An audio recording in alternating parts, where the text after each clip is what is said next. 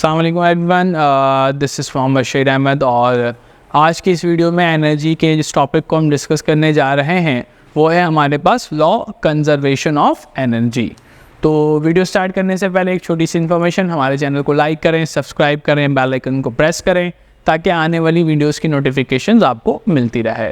Video start करते हैं। Law conservation of energy क्या कहता है? कंजर्व का मतलब होता है महफूज, सेफ हो जाना।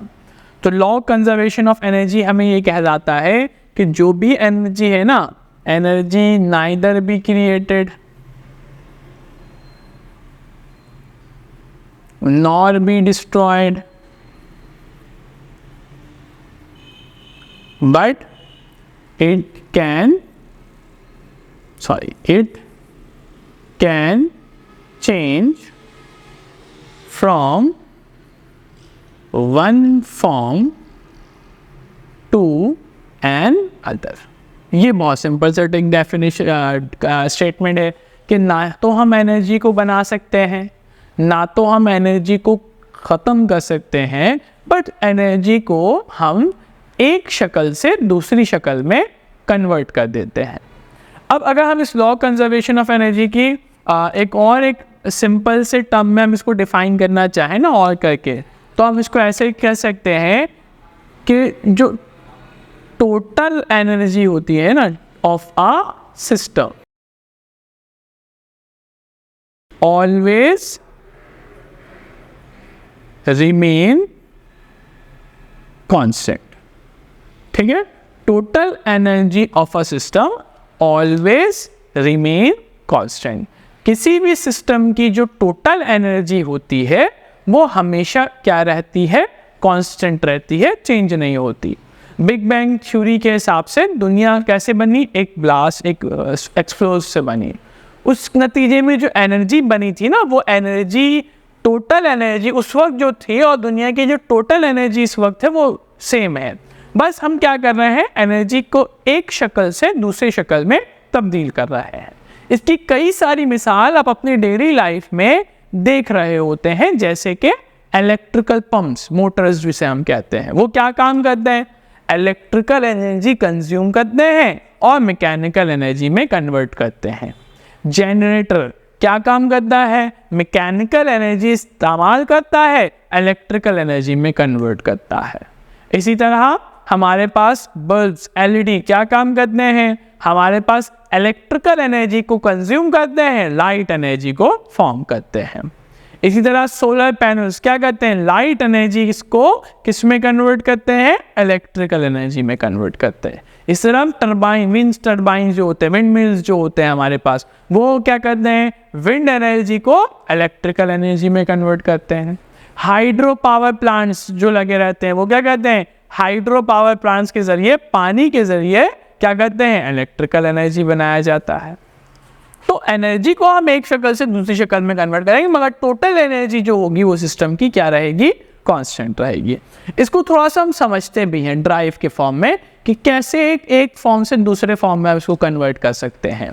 देखिए, मिसाल के तौर पर हम कह लेते हैं एक ऑब्जेक्ट है जो हाइट h पर रखा हुआ है। ठीक है, हाइट h पर रखा हुआ है, ऑब्जेक्ट अभी रेस्ट पर है, रुका हुआ है। इस हाइट पर ऑब्जेक्ट किस फॉर्म में है? रेस्ट फॉर्म में है। ऑब्जेक्ट की वेलोसिटी क्या है? 0। हमने पढ़ा है कि काइनेटिक एनर्जी का फॉर्मूला होता है हाफ mv²। अगर वेलोसिटी 0 है तो पूरी काइनेटिक एनर्जी क्या हो जाएगी? 0 हो जाएगी।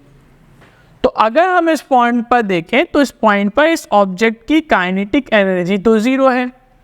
अच्छा, पोटेंशियल एनर्जी हमने क्या पढ़ा था? पोटेंशियल एनर्जी वो होती है जो work done against the force, और फॉर्मूला क्या होता है? mgh। तो आप देख रहे होंगे ऑब्जेक्ट जमीन से ऊपर है, तो अब इस वक्त इसकी जो पोटेंशियल एनर्जी होगी वो किसके बराबर होगी? mgh के बराबर होगी। अब इसे मान लेते हैं पॉइंट A, और ये वाला जो पॉइंट है जस्ट बिफोर स्ट्राइकिंग, ये ग्राउंड है ना, तो हम यहाँ पर ऑब्जेक्ट को कंसिडर कर लेते हैं जस्ट बिफोर। अगर वो गिर गया, रुक गया, तो सारी कहानी खत्म। इसे हम मान लेते हैं पॉइंट B, जस्ट बिफोर, बहुत छोटा साइज हम कह लेते हैं just before striking the ground. Ground से टकराने से जस्ट थोड़ा सा पहले। अब देखिए इस पॉइंट पर अगर इस ऑब्जेक्ट की मैं टोटल एनर्जी निकालूं तो टोटल एनर्जी कैसे निकालेंगे? Potential energy plus kinetic energy. अब क्या हुआ, टोटल एनर्जी निकालेंगे तो क्या है हमारे पास? पोटेंशियल एनर्जी mgh और काइनेटिक एनर्जी क्या है? 0। तो पॉइंट ए पर ऑब्जेक्ट की जो टोटल एनर्जी है वो किसके बराबर है? mgh के बराबर है। अब ऑब्जेक्ट को हम यहाँ से फॉल करवाते हैं, ऑब्जेक्ट यहाँ से गिरना स्टार्ट हुआ तो ऑब्जेक्ट कुछ वक्त बाद यहाँ पहुँचेगा, फिर नीचे आएगा, कुछ वक्त बाद यहाँ पहुँच, फिर यहाँ पर पहुँच, just before this striking the ground. अब इस पॉइंट पर इसकी टोटल एनर्जी ज़रा हम कैलकुलेट कर लेते हैं। तो अब इस पॉइंट पर अगर हम इसकी टोटल एनर्जी निकालना चाहते हैं तो इस पॉइंट बी पर potential energy at point b point पर पोटेंशियल एनर्जी निकालना चाहते हैं तो पोटेंशियल एनर्जी का फॉर्मूला क्या होता है? mgh। क्योंकि just before striking the ground है तो हम मान लेते हैं जो जस्ट बिफोर वाली कहानी ना, ये वाला हिस्सा ये इतना छोटा है कि इसे हम क्या कर सकते हैं? नेग्लेक्ट कर सकते हैं। हम इसे क्या कर सकते हैं? इसे हम नेग्लेक्ट कर सकते हैं, इसे हम नज़रअंदाज कर देते हैं कि मतलब ये ज़मीन पर ही है। तो हम कहेंगे हाइट तो है ही नहीं, अगर ज़मीन पर लग जाए तो हाइट तो हो जाएगी 0। तो इस पॉइंट बी पर पूरी की पूरी पोटेंशियल एनर्जी क्या हो गई? 0 हो गई। अभी इसी पॉइंट बी पर ठीक है हम काइनेटिक एनर्जी निकालते हैं तो हमने क्या निकालना है? Kinetic energy at point b. Point b पर हम क्या निकालना चाहते हैं? Kinetic energy. तो अब देखें बॉडी जब ऊपर से आ रहा होगा तो किसी ना किसी स्पीड से नीचे आ रहा होगा, बट बॉडी पॉइंट ए पे क्या था? रेस्ट। तो उसकी इनिशियल वेलोसिटी क्या थी? 0। अच्छा, काइनेटिक एनर्जी का फॉर्मूला क्या होता है? सबसे पहले ये समझ लेते हैं। फॉर्मूला होता है हाफ mv²। ऑब्जेक्ट का मास तो हम m मान लेते हैं, बट v हमें मालूम नहीं है कि इस पॉइंट b पर इसकी वेलोसिटी कितनी है। तो इस पॉइंट b पर इसकी वेलोसिटी निकालने के लिए हमने यहाँ पर इस्तेमाल किया थर्ड इक्वेशन ऑफ मोशन। क्या है third equation of motion? 2as is equals to vf² minus va²। क्योंकि ऑब्जेक्ट अंडर द ग्रेविटी काम कर रहा है। अगर आप इसको देखें, ग्रेविटी चाहती है ऑब्जेक्ट को नीचे लाना, ऑब्जेक्ट आप भी नीचे रहा है, तो इस एक्सेलरेशन को हम रिप्लेस कर देंगे किससे? एक्सेलरेशन ड्यू टू ग्रेविटी से। तो ये हो जाएगा 2g। ऑब्जेक्ट ने कितना डिस्टेंस ट्रैवल किया? यहाँ से यहाँ तक, क्योंकि ये हाइट तो बहुत छोटी है, हम मान लेते हैं ये पूरा ही h के मुताबिक, तो हमने कहा ऑब्जेक्ट ने h डिस्टेंस ट्रैवल किया। फाइनल वेलोसिटी v जो कि हमें मालूम करनी है। इनिशियल वेलोसिटी क्या है? 0, क्योंकि ऑब्जेक्ट इनिशियली कैसा था? रेस्ट में था। तो यहाँ से v² की अगर आप वैल्यू दें, 0 से माइनस करने पे कोई फर्क तो नहीं पड़ेगा, तो हमने कहा 2gh is equals to v²। अब अगर मैं इसको यहाँ सब्सटीट्यूट करूँ ना काइनेटिक एनर्जी में, तो काइनेटिक एनर्जी बन जाएगी हाफ m और यहाँ पे क्या पुट करेंगे? 2gh। तो ये 2 से ये वाला 2 क्या हो जाएगा? कैंसिल। तो काइनेटिक एनर्जी बन गई हमारे पास mgh।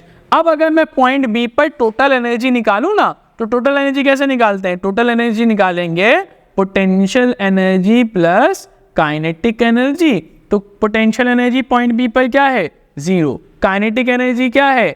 mgh। तो टोटल एनर्जी किसके बराबर हो गई? mgh के बराबर हो गई। देखिए पहले टोटल एनर्जी क्या थी? mgh। अब की टोटल एनर्जी क्या है? पॉइंट बी पर mgh। तो सेकेंड वाली डायरेक्ट स्टेटमेंट तो हम प्रूव करेंगे टोटल एनर्जी हमेशा क्या रहती है? कांस्टेंट रहती है। पहले स्टेटमेंट को कहते हैं energy neither be created nor be destroy but it can change from one form to another.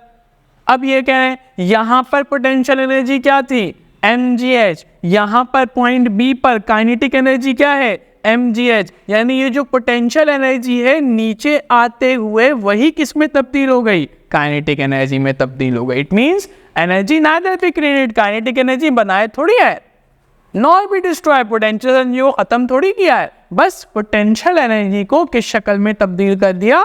Kinetic energy की शक्ल में तब्दील कर दिया। तो उम्मीद है ये वीडियो आपको पसंद आई होगी। तो हमारे चैनल को लाइक करें, सब्सक्राइब करें, बेल आइकन को प्रेस करें ताकि आने वाली वीडियोस की नोटिफिकेशन आपको मिलती रहे। शुक्रिया।